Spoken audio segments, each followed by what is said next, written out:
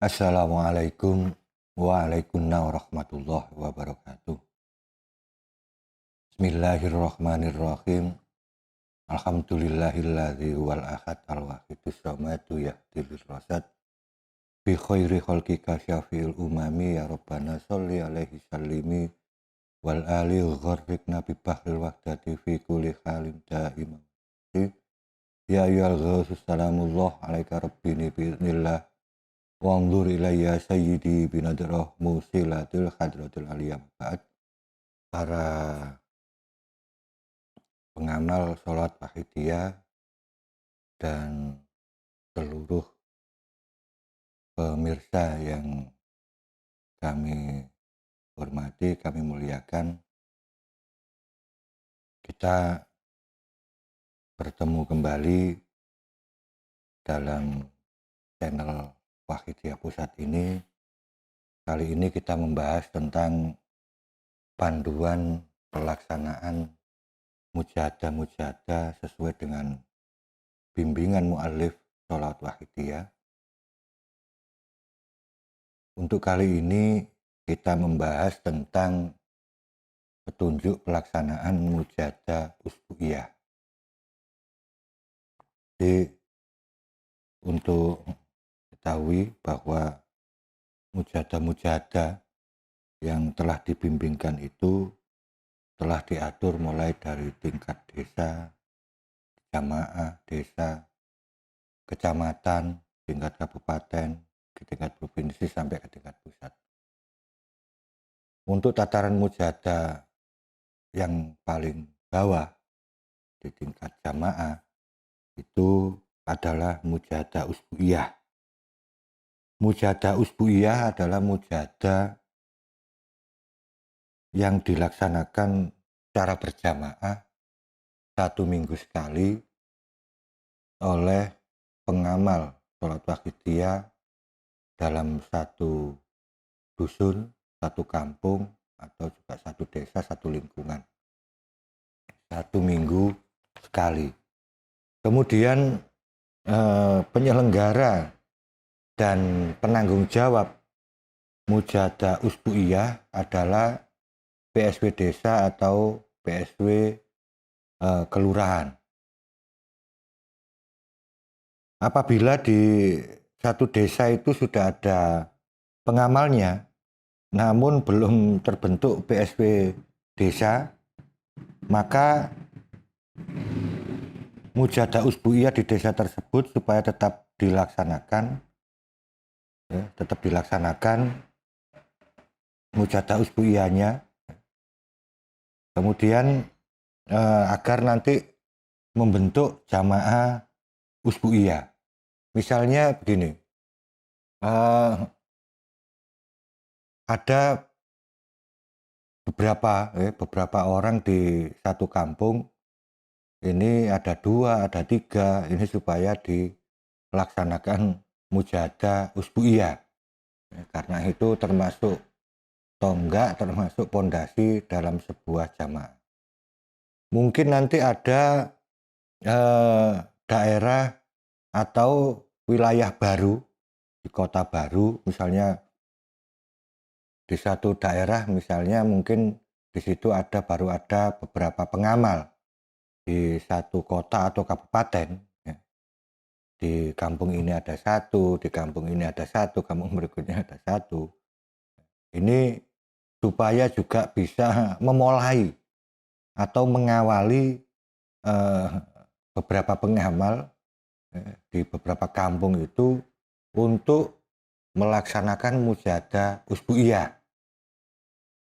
Supaya diawali, apa tujuannya? Agar nanti seandainya ada pengamal baru mungkin bisa diinfokan agar bisa mengikuti mujahadah usbu'iyah di kampung itu.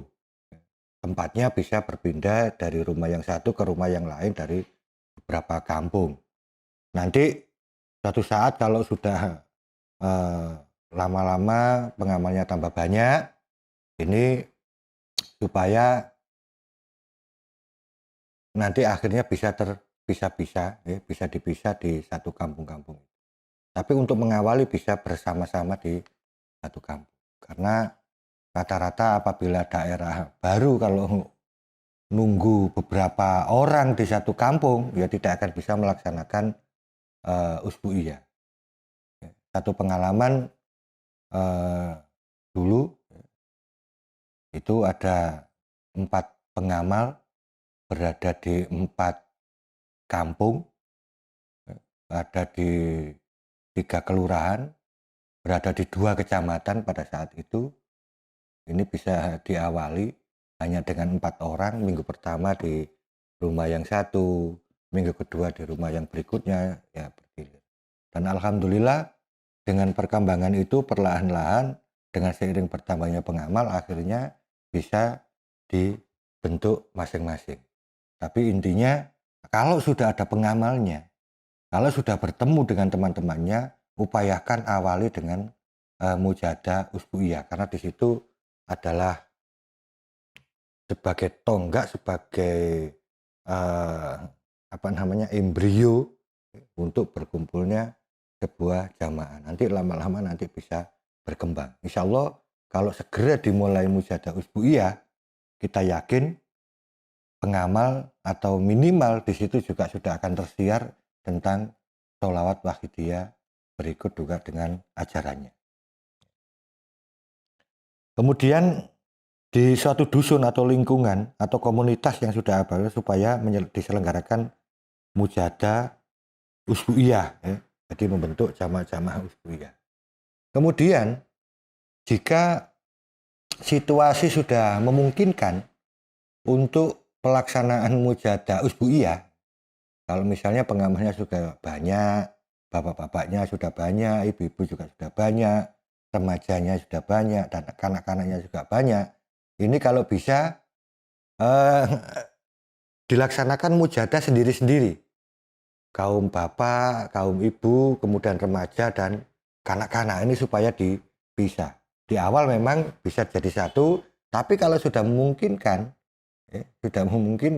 ini agar dilaksanakan sendiri-sendiri, ya. Atau mungkin minimal ya bapak dan ibu, kemudian remaja dan kanak-kanak bisa dijadikan satu. Tapi kalau nanti sudah banyak bisa dipisah-pisah. Intinya biasanya kalau nanti kanak-kanak dan remaja ini kalau berkumpul dengan jamaah di bapak ibu mungkin tidak akan pemikiran dan lain sebagainya tidak akan bisa berkembang.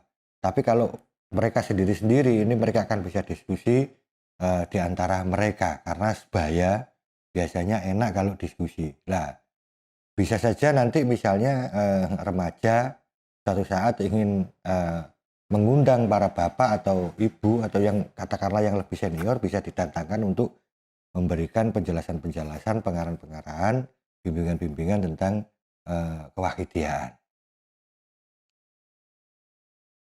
Kemudian tempatnya juga kalau sudah memungkinkan. Ini kalau bisa jangan di satu tempat mujadah usbu'iyah ini supaya dia berpindah-pindah. Karena orang atau pengamal itu sebetulnya ingin ketempatan. Ya, kalau bisa, kalau sudah banyak, sudah tertib, ini bisa dijadwal. Dalam 1 tahun ini bisa dijadwal. Ya.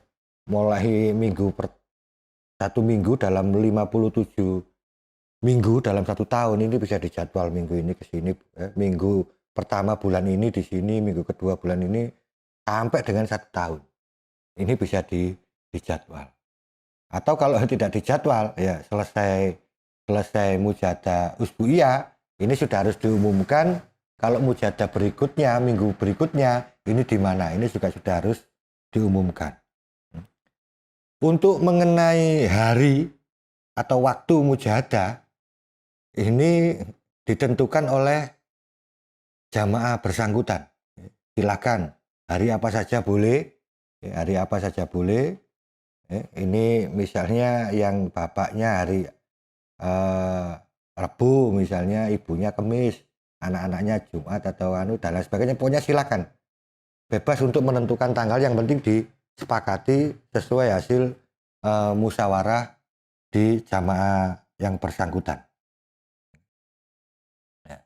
Kemudian ini yang penting, ya, sebelum pelaksanaan usbu'iyah, Ini supaya diadakan persiapan lahir batin yang sebaik-baiknya, termasuk mengatur tempatnya di mana, petugas-petugas acaranya siapa, ya. Ini supaya diatur agar nanti pada saat pelaksanaan tidak, "Oh kamu petugasnya," tidak seperti itu. Tapi dari awal juga dipersiapkan. Ini yang persiapan tentang acara. Tapi persiapan, eee, lahir batin ini juga supaya disiapkan. Misalnya satu contoh, pada saat, Usbu'iyah itu akan dilaksanakan selesai sholat maghrib misalnya, atau selesai sholat isya misalnya.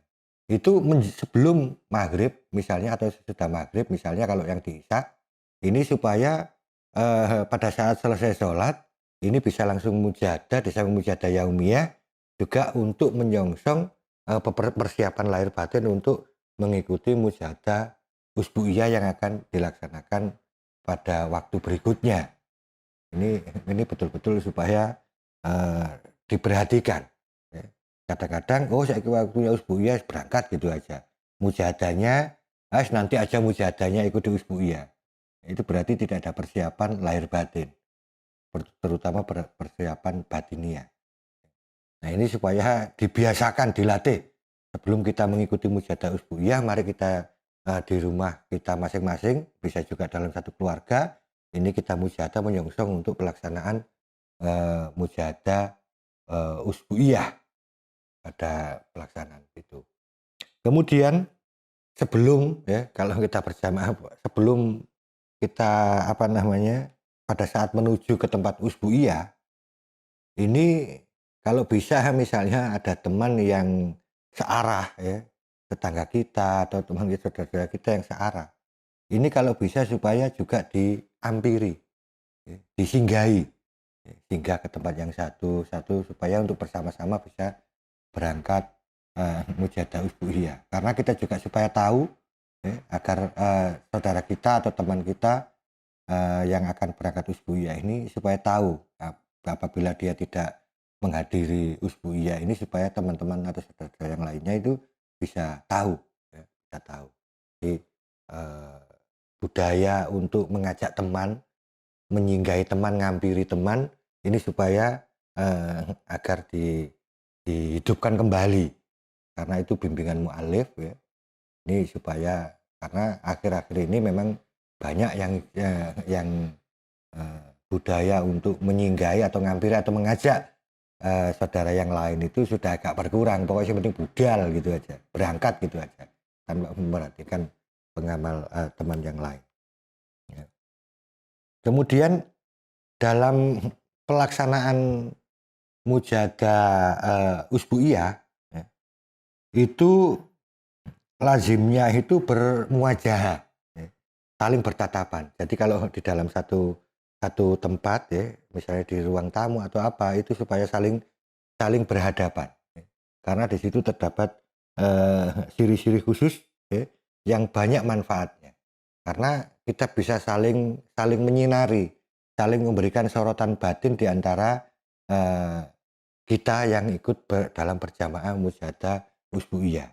Sehingga kalau dengan bertatapan, ya, dengan bertatapan usbu'iyah itu, mungkin kita juga dengan bisa saling memandang, saling menyinari, saling misalnya ada yang agak kurang, misalnya kadang-kadang mungkin pada saat mujahadah usbu'iyah pikirannya kemana-mana. Kalau saling berhadapan bisa konsentrasi, ini bisa diatur dengan baik, dikontrol dengan baik, itu salah satunya. Kemudian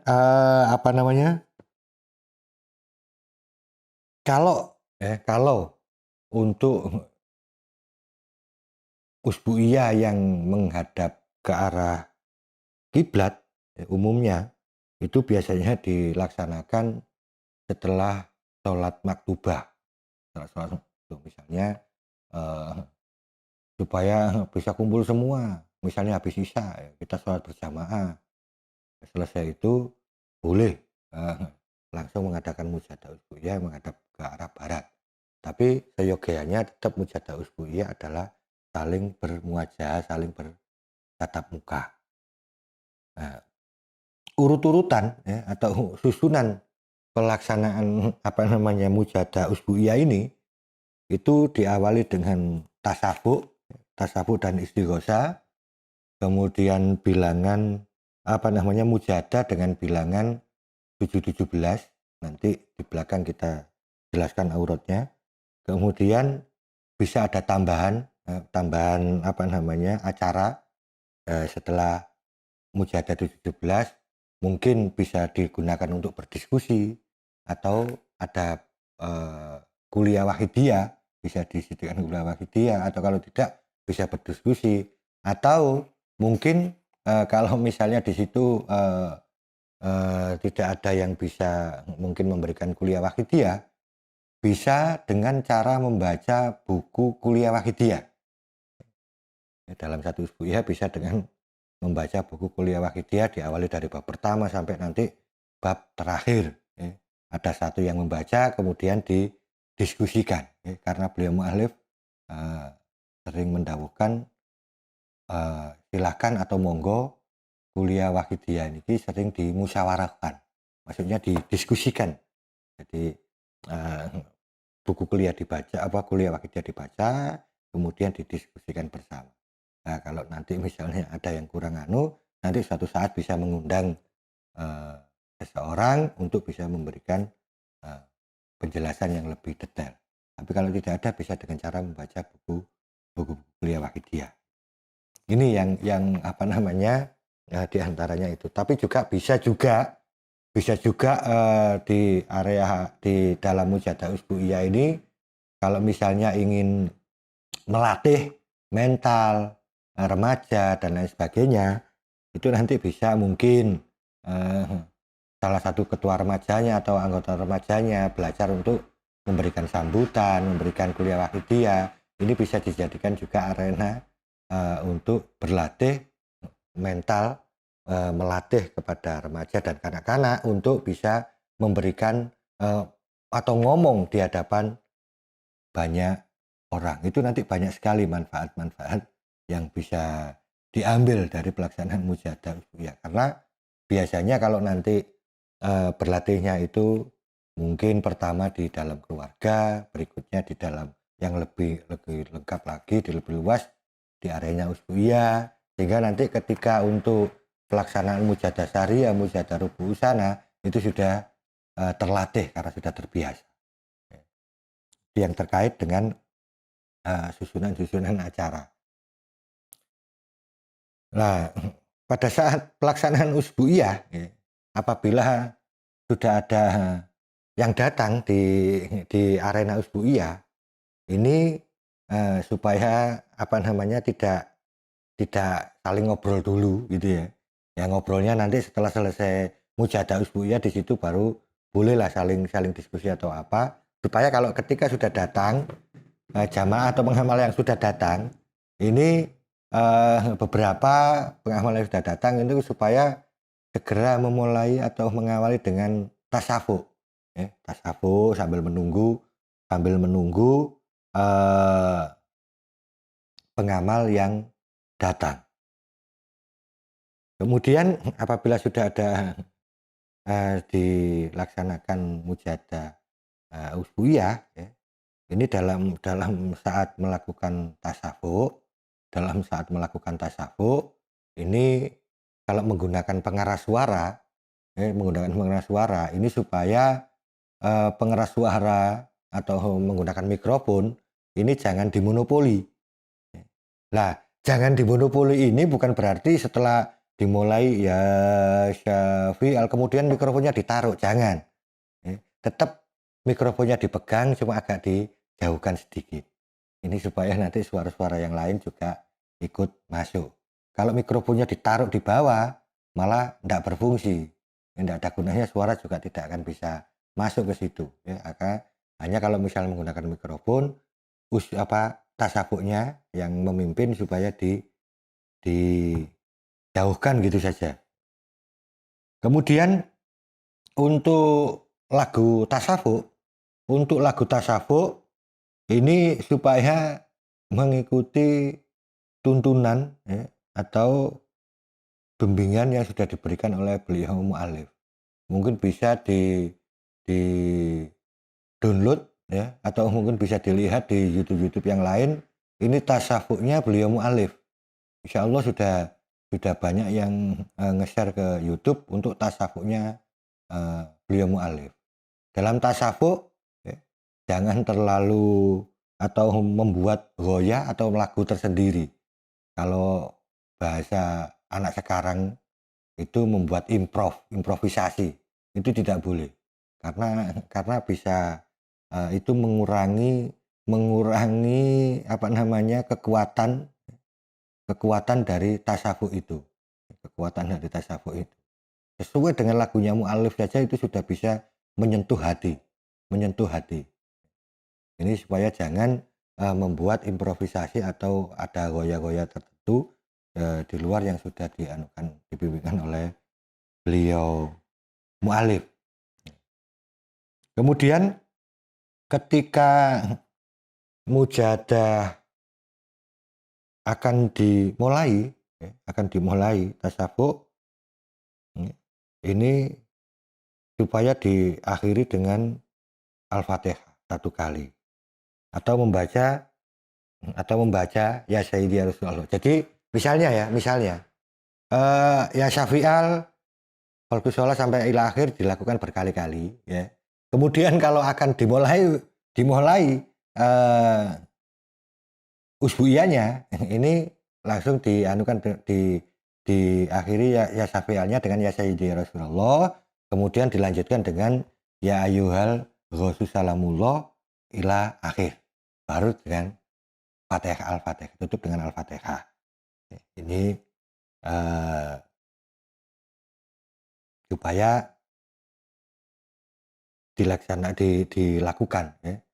Selanjutnya imam jamaah atau siapa saja yang ditugasi ini langsung mengajak hadirin untuk memulai mujahadah. Kemudian mempersilahkan kepada petugas imam mujahadah yang telah ditunjuk. Atau mungkin yang apa namanya?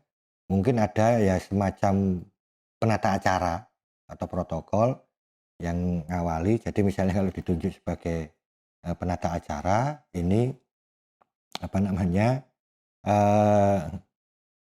Yang mengawali tasawuf, kemudian setelah dibuka langsung diserahkan kepada imam mujahadah. Jadi contohnya begini, para hadirin hadirat, mujahadah usbuiyah ini mari kita mulai. Yang bertugas sebagai imam mujahadah ialah bapak, ibu atau saudara atau saudari siapa, pada beliau dipersilahkan. Jadi gitu. Tetapi kalau apa namanya tidak ada penata acaranya, misalnya yang bertugas untuk itu, ini imam jamaah bisa langsung mengambil alih, kemudian mempersilahkan kepada petugas atau imam mujahadah yang ditunjuk. Kemudian untuk pelaksanaan mujahadah usbuiyah kanak-kanak atau remaja boleh dilaksanakan dengan bentuk seremoni untuk pelatihan seperti tadi di awal sudah saya sampaikan. Kemudian untuk aurat mujahadah usbuiyah ini dengan menggunakan bilangan 17 kecuali apabila ada ketentuan lain dari DPP. Yang jelas aurat mujahadah usbuiyah ini 17. Yang dimaksud dengan kecuali ada ketentuan lain itu misalnya ada instruksi dari PSB pusat seperti contohnya kali ini mungkin ada untuk pelaksanaan mujadah ditambah dengan mujadah keamanan, atau kalau setelah mujadah kubro rojab itu memasuki bulan penyiaran, itu bisa usbuiyahnya menggunakan bulan penyiaran. Nah, atau kalau misalnya aurat bulan penyiarannya khusus ya khusus, kemudian kalau usbuiyah ya tetap menggunakan mujadah 17. Kalau ingin ditambah dengan untuk peningkatan penyiaran bisa ditambah dengan doa penyiaran. Seperti kali ini misalnya ada instruksi untuk menambah mujadah keamanan ya dengan dilanjutkan dengan mujadah keamanan.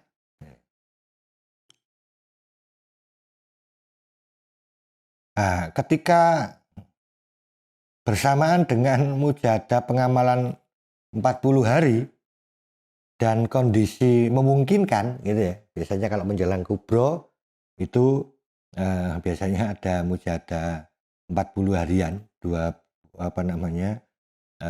bulan ya, belum kubro itu biasanya sudah dimulai mujadah 40 harian. Kalau kondisi memungkinkan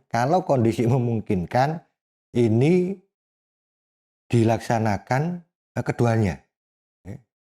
Bisa dilaksanakan mujadah 40 hariannya dulu, kemudian setelah selesai satu aurat lembaran, kemudian dilanjut dengan mujadah 17. Kalau tidak memungkinkan gitu ya, tidak memungkinkan biasanya kan waduh Pak terlalu lama mujadah 2 kali. Padahal ya semakin banyak mujadahnya semakin baik sebetulnya. Tetapi kalau tidak memungkinkan, ini mujadahnya menggunakan bilangan 40 harian, ya, yang bilangan lembaran. Kalau pada saat pelaksanaan instruksi untuk melaksanakan mujadah 40 harian itu, kalau memungkinkan dilaksanakan dua-duanya, kalau tidak memungkinkan, aurat yang digunakan dalam usbuiyah itu adalah aurat mujadah 40 harian. Ya, supaya yang biasanya sudah 40 harian di rumah, yang pada saat usbuiyah supaya juga tidak terputus. Kadang-kadang biasanya kalau waktu 40 harian itu biasanya di rumah 40 harian, kalau pas usbuiyah biasanya itu nanti aja berjamaah dengan yang lain. Itu biasanya begitu. Ya syukur-syukur mujadah 40 hariannya itu secara berjamaah terus-menerus selama 40 hari. Kemudian untuk petunjuk untuk imam mujadah usbuiyah. Imam mujadah usbuiyah ini yang perlu diperhatikan ya. Untuk imam mujadah usbuiyah ini tidak perlu memberikan banyak pengantar. Jadi ketika sudah disampaikan kepada imam mujadah dipersilakan ya, cukup imam mujadah kemudian salam, khutbah iftitah, kemudian tidak perlu banyak komentar lagi ya. Cukup hanya mengajak para jamaah untuk menerapkan adab lahir dan batin dengan sebaik-baiknya ya. Kemudian menerapkan bimbingan mu'alif atau ajaran wahidiyah, lillah, billah, li rasul, bi rasul, dan seterusnya. Ya. Kemudian tazalul, inkisar, ya, merasa hina dina, kemudian istidor, mengajak merasa di hadapan Rasulullah Shallallahu Alaihi Wasallam wa ghaziyada zaman, kemudian memohon dan memohonkan bagi keluarga, bangsa dan negara, para pemimpin seluruh umat manusia, baik yang masih hidup maupun yang sudah meninggal. Bahkan memohonkan bagi seluruh makhluk, terutama para pejuang fafiru ilallah wa rasuli sallallahu alaihi wasallam. Ini. Jadi atau bisa juga menggunakan pengantarnya seperti pada lembaran sholat wahidiyah. Dalam lembaran itu ada di baliknya itu ada di situ. Mari para hadirin-hadirat dan lain sebagainya, cukup dengan membaca itu, kemudian langsung Al-Fatihah. Kemudian untuk ilah hadratinya ya, ilah hadrati ini supaya dibaca siri saja, ya, tidak perlu keras. Karena sebetulnya pada saat kita konsentrasi kemudian langsung Al-Fatihah karena hati kita sudah menghadap, jadi langsung Al-Fatihah, tidak perlu ilah hadrati sebetulnya. Tetapi kalau ingin dengan menggunakan ilah hadrati, ini cukup di batin saja, atau secara siri, tidak perlu dibaca keras. Kemudian siapa saja yang dihadiahi di dalam usbu'iyah itu bisa diperluas pada apapun, dan itu mungkin bisa disampaikan sebelum Al-Fatihah. Sebelumnya nanti ini misalnya kita hadiahkan untuk ini gitu. Itu bisa di awal, kemudian ilah hadratinya pelan, ada di siri, kemudian Al-Fatihah dikomando dengan Al-Fatihah.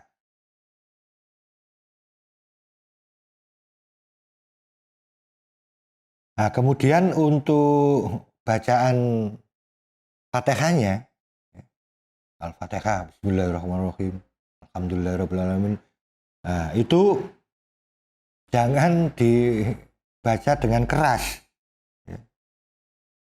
Cukup dibaca dengan siri. Siri, jadi komando Al-Fatihah. Ya, udah. Kita membaca Fatihah dibaca secara siri. Kemudian kalau 7 kali ya Al-Fatihah, dikomando Al-Fatihahnya. Tidak perlu dibaca dengan keras bacaan Fatihahnya. Ini hanya Al-Fatihahnya untuk memandu. Kemudian setelah selesai Fatihah, langsung dimulai dengan Allahumma ya wahidu ya ahad sampai seterusnya sampai terakhir. Tidak perlu jadi tanpa bismillah, ketika memulai Allahumma ya wahidu ya ahad, karena kita sudah Fatihah, kemudian langsung saja Allahumma ya wahidu ya ahad, bila akhir sampai dengan selesainya mujahadah usbu'iyah. Kemudian gaya, lagu, dan bacaan di dalam mujahadah tersebut ini supaya berusaha meniru yang dibimbingkan oleh beliau mu'alif. Kemudian imam ini supaya suaranya agak keras, dan makmum ini suaranya tidak boleh lebih keras dari suaranya imam. Kadang-kadang kan ada imamnya agak pelan, kemudian makmumnya bersuara agak keras.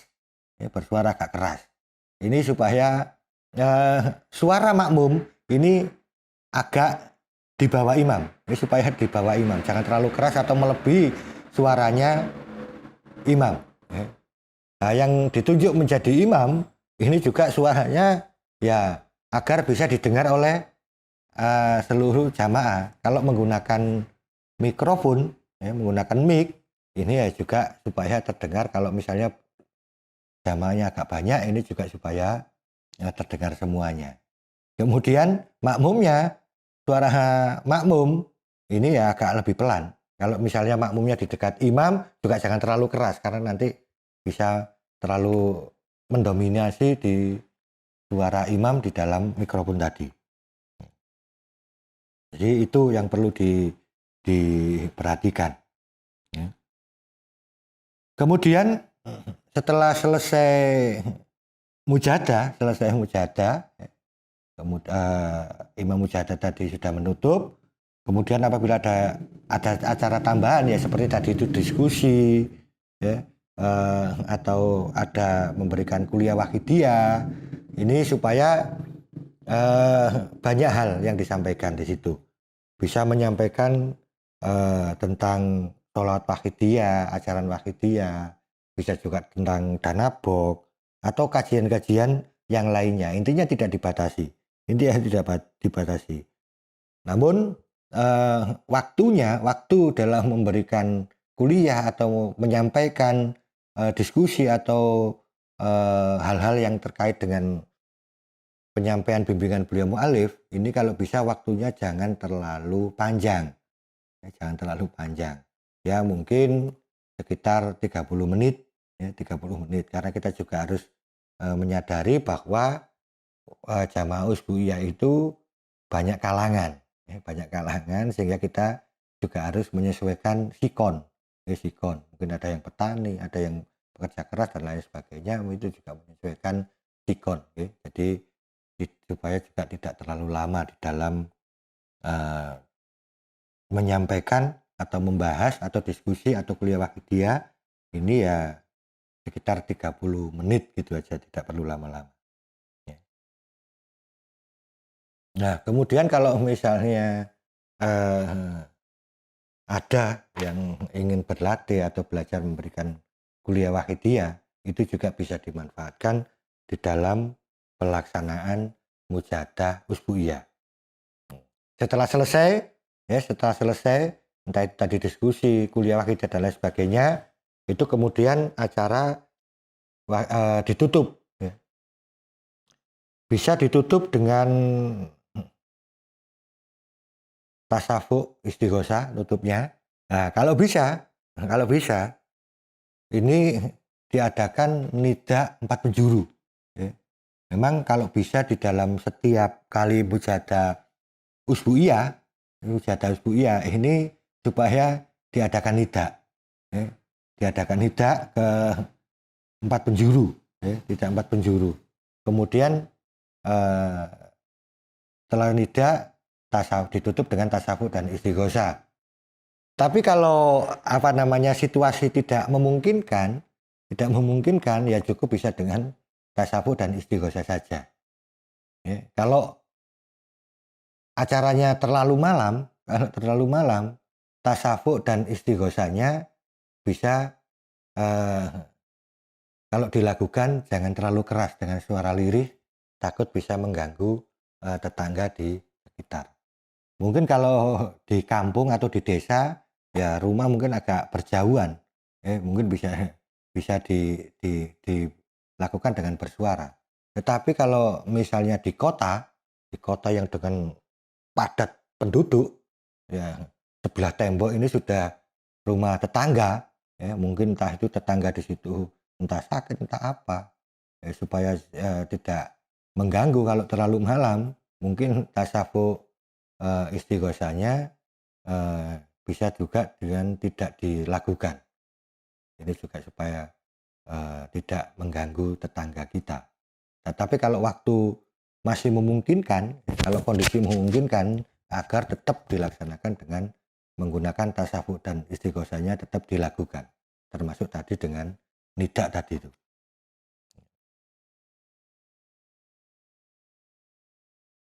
Nah, kemudian untuk setelah selesai dari tasawuf atau dengan telah nida tasawuf, ini supaya kalau dalam mengakhiri, ucapan terakhir bagi yang memimpin pelaksanaan nida, kalau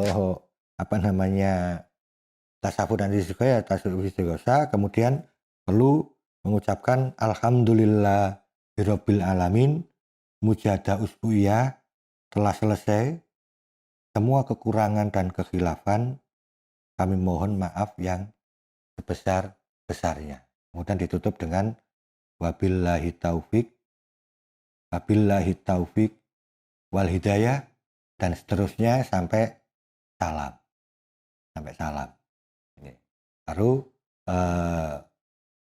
mujahadah usbu'iyah di akhir. Kemudian ini untuk aurat untuk aurat mujahadah usbu'iyah, itu 717 yaitu Al-Fatihahnya 7, nanti bisa dilihat. Kemudian Allahumma ya wahidu ya ahad ila akhir itu 7 kali. Kemudian Allahumma kama anta ahlu ila akhir 7 kali. Kemudian ya syafi'al khalqis sholatu wassalam ila akhir ini 7 kali. Kemudian ya sayyidi ya Rasulullah 7 kali. Dilanjut dengan ya ayyuhal ghausus salamullah ila akhir, ini 7 kali. Kemudian selanjutnya yang ya syafi'al khalqi ya syafi'al khalqi habiballahi, ini 7 kali. Kemudian ya sayyidi ya Rasulullah yang kedua itu 17 kali. Kemudian dilanjut dengan ya Rabbanallahumma sholli salimi ila akhir, ini 7 kali. Kemudian Allahumma barik fima khalaqta wa hadil balda ya Allah wa fi hadil mujahada ya Allah, ini 7 kali. Ya. Namun apabila ada instruksi, ada anjuran dan lain sebagainya dari PSD Pusat, seperti yang kali ini, kondisi kali ini, itu adalah Allahumma bariknya dibaca 17 kali. 17 kali. Sampai dengan akhir 17 kali baru ditutup dengan istighraq. Seperti juga pada saat Mujadah Kubro. Misalnya Mujadah Kubro Muharram, ketika sudah memasuki 1 Muharram, Allahumma bariknya dibaca 17 kali. Tetap itu. Kemudian yang wafi hazil mujadatil kubronya itu yang 17 kali. Jadi khusus untuk kali ini Allahumma barik fima khalaqta wa hadil balda ya Allah wa fi hadil mujadatil ya Allah dibaca 17 kali. Ya, untuk khusus kondisi saat ini sampai dengan nanti benar-benar diumumkan dengan kondisi yang sudah benar-benar normal, ini aurat ini kembali kepada aurat yang semula, yaitu 7 kali. Kemudian istighraq, setelah istighraq kemudian ditutup dengan al-Fatihah. Istighraq itu diam, tidak membaca apa-apa, segala pikiran, hati, konsentrasi dan seluruhnya hanya dipusatkan kepada Allah, titik. Itu istighraq. Kemudian diakhiri dengan Al-Fatihah oleh imam. Kemudian dilanjutkan dengan berdoa. Berdoa ini dibaca bersama-sama, seluruh pengamal dengan mengangkat tangan. Allahumma bihaqqismikal a'dham wa bi jai sayyidina Muhammadin sallallahu alaihi wasallam, sampai terus. Ini bersama-sama. Kemudian baligh jami'al alamin nida'ana hada waj'al fihi taksirom baligho. Ini juga masih diangkat tangannya bersama-sama. Kemudian fa innaka ala kulli syai'in qadir wa bil ijabati jadi. Kemudian dilanjut dengan fafirru ilallah. Nah, setelah doa kemudian ditutup kita setelah mengangkat tangan tadi, setelah itu kemudian pada saat fafirru ilallah ini sudah tangan boleh ditaruh di bawah atau dilepas, sudah tidak diangkat lagi. Fafirru ilallah, fafirru ilallah, fafirru ilallah 17 kali.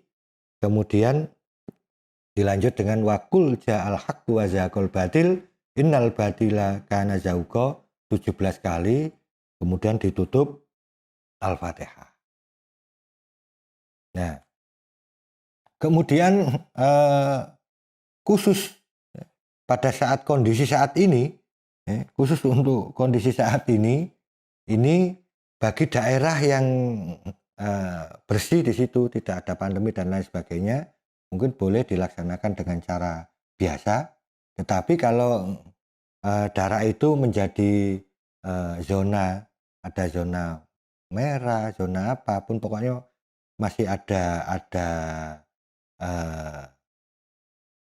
wabah atau pandemi di kampung itu atau di kota itu, ini supaya tetap melaksanakan protokol kesehatan dengan cara menjaga jarak dan tetap menggunakan atau memakai masker.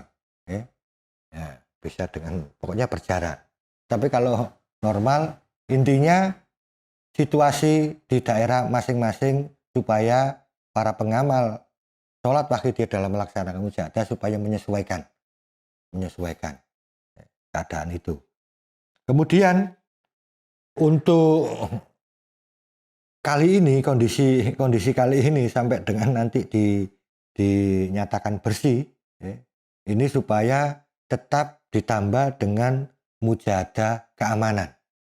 Tetap ditambah dengan mujahadah keamanan. Jadi instruksi yang telah disampaikan dulu ini tetap kita lakukan. Jadi setelah 7.17 ini supaya juga ditambah dengan doa keamanan, yaitu diawali dengan ayat kursi. Jadi setelah Al-Fatihah, ya, kemudian untuk memulainya mungkin bisa langsung, ya, dilanjut dengan ayat kursi, boleh dibaca 3 kali, boleh dibaca 7 kali, boleh dibaca 17 kali.